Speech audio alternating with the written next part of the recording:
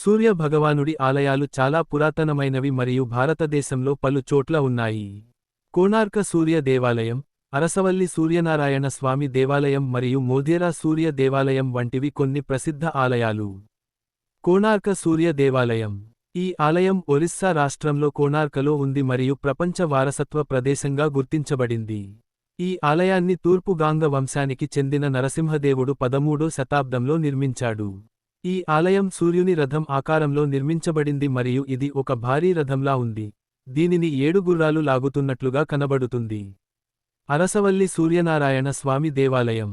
అరసవల్లి సూర్యనారాయణ స్వామి దేవాలయం ఆంధ్రప్రదేశ్లోని శ్రీకాకుళం జిల్లాలో ఉంది.